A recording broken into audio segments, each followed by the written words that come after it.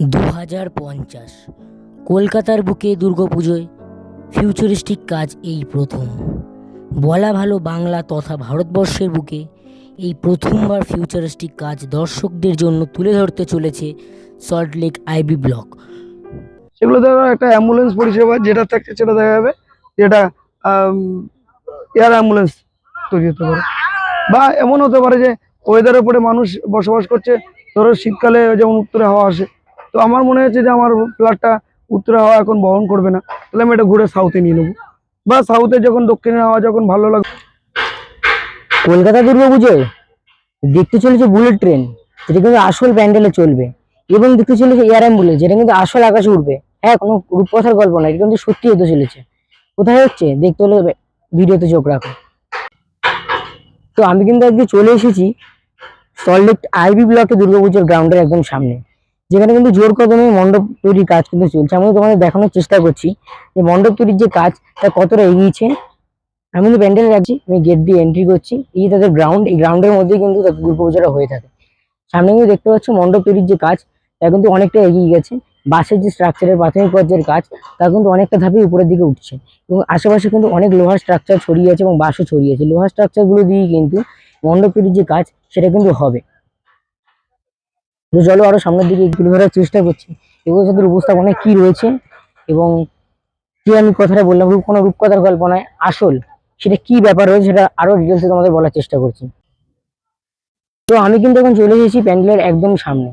দেখতে পাচ্ছ সেখানে কিন্তু ব্যানার রয়েছে, আমি জুম করে দেখানোর চেষ্টা করছি। সল্টলেক আইবি ব্লক দুর্গাপুজো এবার কিন্তু তাদের 38তম বর্ষ। 38তম বর্ষে তাদের থিম ভাবনায় কি রয়েছে তো আমি তোমাদের সামনে তুলে ধরার চেষ্টা করব। প্রাথমিক পর্যায়ে প্যান্ডেল তৈরির কাজ তা কিন্তু চলছে।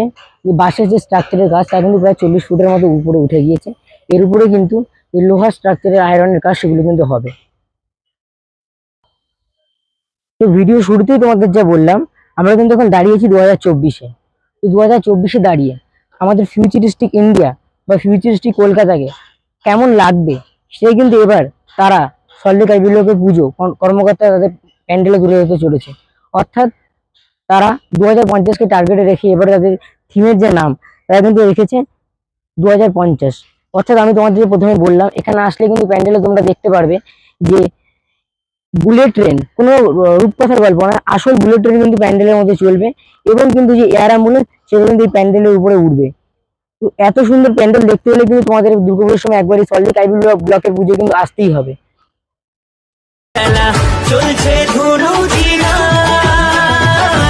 আসলার ঘন্টা বাজে, এলো না নতুন সাজে, আকাশে পুজোর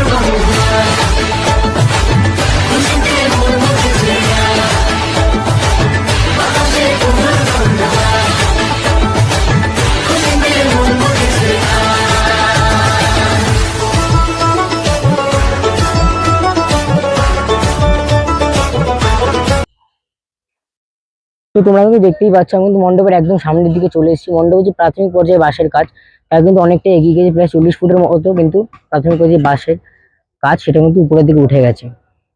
এবং যে বুলেট ট্রেনের কথা আমাদের বলছিলাম, যে প্যান্ডেলের রিয়েল যে বুলেট ট্রেন চলবে, সেই বুলেট ট্রেন কিন্তু সম্ভবত এদিকেই চলবে। এবং দেখতে পাচ্ছি দুদিকে কিন্তু দুটো টাওয়ারের মতো উঠছে, এদিকে একটা এবং ওদিকে কিন্তু আরেকটা কিন্তু টাওয়ারের মতো উঠছে।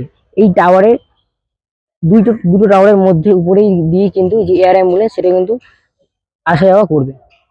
এই টাওয়ার থেকে সম্ভবত এই টাওয়ারে যে এয়ার অ্যাম্বুলেন্স রয়েছে সেটা কিন্তু তোমরা এই মণ্ডপে আসতে পারবে নিজের চোখে একদম।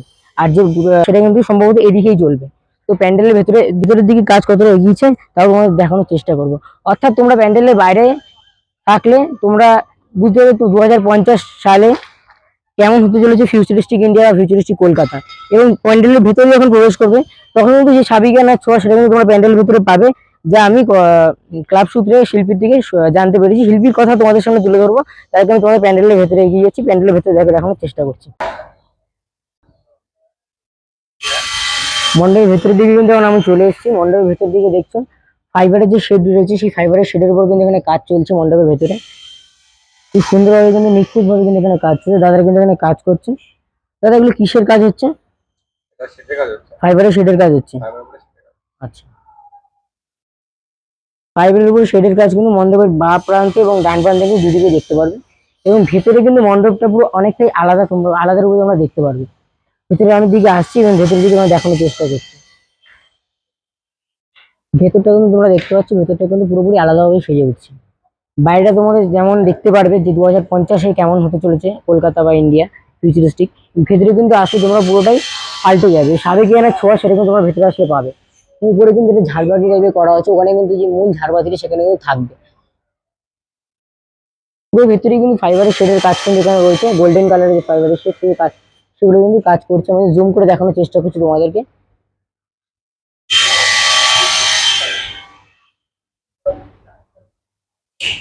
মেইন যে মাতৃ প্রতিমা সল্টলেক আইবি ব্লকের, সেই মাতৃ প্রতিমায় কিন্তু এবারে অনেক টাকারই গয়না থাকতে চলেছে। এটা আমি বলবো না, এটা শিল্পীর মুখে তোমরা শুনে নেবে। মেন যে মাতৃ প্রতিমা সেটা কিন্তু এইখানে থাকবে, এই মাঝ বরাবর কিন্তু মেন মাতৃ প্রতিমাটা থাকবে। থেকে সীমানা ছাড়িয়ে একই প্রাণের বিকাশ, এই পৃথিবীর একই মাটি, একই আকাশ বাতাস। সীমানা থেকে সীমানা ছাড়িয়ে একই প্রাণের বিকাশ, স্নেহের শিকড়ে একই যে সুর, ভালোবাসার গানে একই মানুষ, একই জীবন, একই সুর। তো আমরা কিন্তু ইতিমধ্যে পেয়ে গেছি সল্টলেক আইবি ব্লকে যে এবছর 2024-এর পুজোর যে শিল্পী রয়েছে, শিল্পী প্রশান্ত পাল, তার মুখ থেকে তোমরা শুনে নাও যে এবছরে সল্টলেক আইবি ব্লকে থিমে কি রয়েছে। আমার মুখ থেকে তোমরা শুনলে, তাও শিল্পীর মুখ থেকে তোমরা একবার শোনো এবছর থিমে কি রয়েছে। তো আমরা এখন পেয়ে গেছি যে শিল্পী রয়েছে বনগাঁ শিল্পী প্রশান্ত পাল। তো নমস্কার আপনাকে। এবছর 2024-এ যে দুর্গাপুজোয় থিমটা কি রয়েছে, মানে উপস্থাপনা কি রয়েছে এবার? দেখো, এবছর তুমি যে সুবিশাল যে দুর্গাপুজোর যে পরিকাঠামোটা দেখছো, এটা অ্যাকচুয়ালি 2050-এর একটা পরিকল্পনা। মানে আমরা একটা কাল্পনিক রূপরেখা তৈরি করে দিতে পারি। আমার বলার স্বাধীনতা আছে, আমার কিছু ভাবার স্বাধীনতা যেমন আছে, যেরকম বাস্তবে আমি করার চেষ্টা করছি, কিন্তু জানি না কতটুকু হবে। সবার সহযোগিতা, প্রচুর মানুষ আমার সঙ্গে আছেন, আমার সহযোগী যারা আমার শিল্পীরা। এখন ব্যাপারটা হচ্ছে যে আমরা যেটা বোঝানোর চেষ্টা করছি যে কলকাতাতে তো অনেক শিল্পী আছেন যাদের ভাবধারায় বড় বড় কাজ হয়। এবছর দুর্গাপুজোতে গত বছরও ভালো ভালো কাজ হচ্ছে, তার আগে কয়েক বছর ধরে কাজ হয়ে আসছে। বিশ্ব অঙ্গিনায় দুর্গাপুজো চলে গেছে। তো আইবি ব্লক একটা ছোট পুজো দীর্ঘদিন ধরে হয়ে আসছে। তো এফডি ব্লক একটা নামকরা পুজো, একে ব্লক একটা নামকরা পুজো। সেক্ষেত্রে আমি সল্টলেক আইবি ব্লকের সঙ্গে একটা আলোচনা করে এই পুজোর একটা পরিকল্পনা করেছি যে ভবিষ্যতের কলকাতা, মানে ধরো বসবাসযোগ্য নিউ টাউন, রাজারহাট থেকে শুরু করে বড় বড় বিল্ডিং গুলো হচ্ছে, এগুলো পরিবেশের প্রতি একটা বাধা। হয়তো অনেকে বলছে যে নতুন একটা শহর তৈরি হচ্ছে গাছ কেটে, তো গ্রিন জোনকে এরা তাড়িয়ে দিচ্ছে। না, এবার থেকে কলকাতাতে এমন হোক যে একটা ফ্ল্যাট কিনলে তাকে বাধ্যতামূলক, যেমন একটা রেজিস্ট্রেশন করতে হয় বা একটা পারমিশন নিতে হয় পৌরসভা কর্পোরেশন থেকে বা পৌরসভা থেকে। তো সেই ফ্ল্যাটের যে কার্পেট এরিয়া থাকে, কেউ বলে 1200 স্কোয়ার ফুট, কেউ বলে 1300 স্কোয়ার ফুট, সেখানে এমন একটা থাকবে যে ওই স্কোয়ার ফুটের মধ্যে একটা 100 স্কোয়ার ফুটের মধ্যে একটা গ্রিন জোন কিনতে হবে। অতএব কি হয়েছে, আমরা একটা বড় বিল্ডিং করলাম, সেই একটা হয়তো একটা বাগান বা একটা মাঠ বা কয়েকটা গাছ কেটে, তো এইবার বাধ্যতামূলক যে কলকাতাতে আগামী 50 বছর পরে দেখা যাবে একটা ফ্ল্যাট কিনলে 100 স্কোয়ার ফিটের একটা গ্রিন জোন তাকে কিনতে হবে। বা তুমি ধরো যে গ্রিন করিডোর করে কলকাতা থেকে এক জায়গা থেকে আরেক জায়গায় অঙ্গ চেঞ্জ হচ্ছে বা মানুষের জরুরি পরিষেবা তৈরি হচ্ছে, সেগুলো ধরো একটা অ্যাম্বুলেন্স পরিষেবা যেটা থাকছে সেটা দেখা যাবে যেটা এয়ার অ্যাম্বুলেন্স তৈরি হতে পারে। বা এমন হতে পারে যে ওয়েদারের উপরে মানুষ বসবাস করছে, ধরো শীতকালে যেমন উত্তরে হাওয়া আসে, তো আমার মনে হচ্ছে যে আমার ফ্ল্যাটটা উত্তরে হাওয়া এখন বহন করবে না, তাহলে আমি এটা ঘুরে সাউথে নিয়ে নেবো।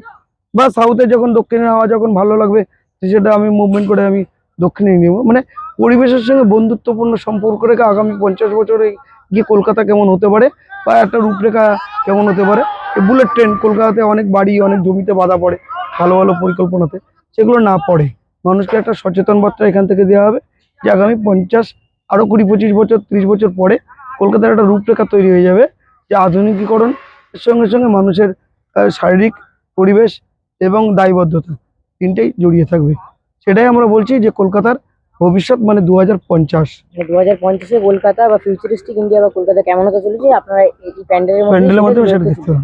মানে যে এয়ার অ্যাম্বুলেন্সটা রয়েছে সেই প্যান্ডেলের কোথা থেকে কোথা অবধি সেটা ফ্লাই করবে। সেটা আমরা একটা পরিকল্পনা করেছি, যেমন একটা নিউ ক্যাফেটেরিয়া করতে যাচ্ছি, আবার একটা হসপিটালের একটা মুভমেন্ট দেখাতে পারছি, আবার একটা দেখলো অনেকগুলো বিল্ডিং তুমি এখানে খেয়াল করবে, কোনো কোনো জায়গাতে গ্রিন জোনের উপরে একটা বিল্ডিং হচ্ছে, তো সেইগুলোর উপরে আমরা একটা ওড়ানোর চেষ্টা করব, যে আমরা দেখাতে পারি যে এইগুলোকে ছোট ছোট মানে হেলিপ্যাড একমাত্র এই এয়ারপোর্টে থাকবে এরকম না, মানে বিদেশের অনেক বড় বড় শহরে আছে যে এই পরিকল্পনাগুলো অলরেডি তৈরি হয়ে গেছে, কিন্তু আমাদের কলকাতা বা ভারতবর্ষের উত্তর ভারত হোক পূর্ব ভারত হোক এখনো সেইভাবে এসে পৌঁছায়নি।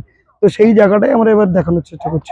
প্যান্ডেলের বাইরে কি মুভমেন্ট করবে আমি তো ওটাই বললাম যে আমরা পরিবেশের সঙ্গে বন্ধুত্বপূর্ণ সম্পর্ককে আগামী দিনে ভবিষ্যতে কলকাতার কিছু কিছু জিনিস আধুনিকরণ কেমন হতে পারে সেটা আমরা একটা বাধ্যতামূলক একটা জায়গা না নিয়ে আমরা আমাদের ক্ষমতা অনুযায়ী দেখানোর চেষ্টা করছি। ভবিষ্যৎ বাকিটা পরেই বলবো। মেন মাতৃপ্রতিমা কি চমক থাকতে চলেছে? দেখো, দুর্গাপুজো হচ্ছে আমরা দেখতে অভ্যস্ত অ্যাকচুয়ালি সাবেকিতে। মা আগেও ছিল, এখনো আছে, ভবিষ্যতেও থাকবে। তো মার জায়গাটাকে আমরা সেই আধুনিকীকরণের জায়গায় নিয়ে আসিনি, যে জায়গাটাকে আজ থেকে ঠিক 100 বছর পরে গিয়েও যদি দুর্গাপুজো হয় তো দুর্গা মাতৃরূপটা কি মনে হবে। তো তার মধ্যে একটা আধুনিকতা থাকবে, কিন্তু আমরা সেই জায়গাটা রাখিনি। যেমন ধরো মার গায়ে সোনার জিনিস থাকবে, তো এটা অনেকবার হয়ে গেছে কলকাতাতে, কিন্তু তাই বলেই না যে আমরা সেটাকে ফেলে দিয়েছি। তো এরকম কিছু থাকবে, মায়ের রূপ সাবেকিয়ানাই থাকবে, সাবেকের সঙ্গে আধুনিকতার মেলবন্ধন একটা আইবি ব্লকে এবার থাকবে। অবশ্যই থেকে জানতে পারি যেখানে মানে মায়ের গায়ে অঞ্জলি জুয়েলার্স থেকে 15 কোটি টাকার গয়না স্পন্সর করবে, সেটা কি মায়ের গায়ে গায়ে থাকবে এবার? আমি কোটির ব্যাপারটা বলতে পারবো না, তবে যতটা পরিকল্পনা আছে তাতে আগামী দিনে মায়ের কাছে যে এখানে সোনার গয়না থাকবে সেটা কতটা পরিমাণ বা কত অর্থ আমার জানা নেই, কিন্তু সাজসজ্জায় যে একটা চমক থাকবে মায়ের, সেটা আমি বলতে পারি। অসংখ্য ধন্যবাদ আমাদের চ্যানেলে সময় দেওয়ার জন্য। এবং আপনি আগত দর্শনার্থীদের দুর্গাপুজোর জন্য আগাম কি শুভেচ্ছা বার্তা দিতে চান? দেখো, আমি যেটা বলতে চাই যে কলকাতার আমি একেবারে নতুন মুখ নই, বনগাঁর ছেলে। গত 2013 সাল থেকে 12 সালের পরের থেকে কলকাতাতে বিভিন্ন জায়গায় কাজ করছি। পদ্মাবত মোহাম্মদ আলী পার্কের আমার হাতে তৈরি, তা আলোর দৃষ্টিও আমার হাতে তৈরি, স্বপ্নের আকাল কুমারটুলিতে আমার তৈরি। তো আমার অনেক একটা জায়গা তৈরি হয়েছে কলকাতাতে। আমি পুজো করে আমি অনেক দর্শনার্থী পেয়েছি, অনেক বন্ধু বান্ধব পেয়েছি, অনেক যেমন তোমাদের মধ্যে যারা ভাইরা আছে আমাদের হেল্প করছে। আমি তাদেরকে যে একটা প্রার্থনা করব যে অন্তত আইবি ব্লক একটু সাইড হলেও, মানে উত্তর কলকাতার অ্যাকচুয়ালি বিধাননগর থানার মধ্যে পড়ে, আইবি ব্লকে আসুন, একটা ভালো উপহার দিতে পারি, আমরা এটুকু বলতে পারি।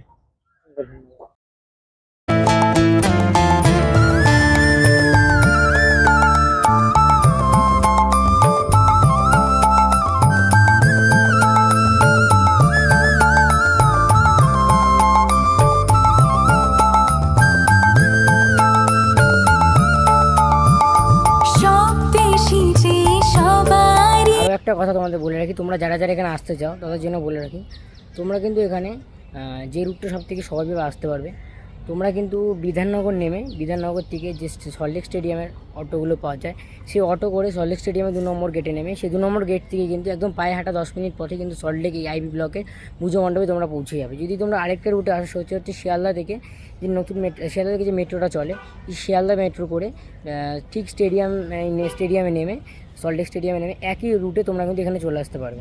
তো এক কথায় বলতে গেলে তোমরা কিন্তু শিল্পীর মুখ থেকে শুনে নিলে যে আমাদের মধ্যে যে পরিষেবাগুলো এখন নেই বা 2050-এ যে পরিষেবাগুলো আমরা পেতে চলেছি, যেমন এয়ার অ্যাম্বুলেন্স, হঠাৎ করে কেউ অসুস্থ হলে যে রাস্তায় যানজটের মধ্যে পড়তে হয়, সেই যানজটটা হয়তো 2050 যাতে সেই অবস্থাটা না থাকে, তার জন্য এয়ার অ্যাম্বুলেন্সের ব্যবস্থা।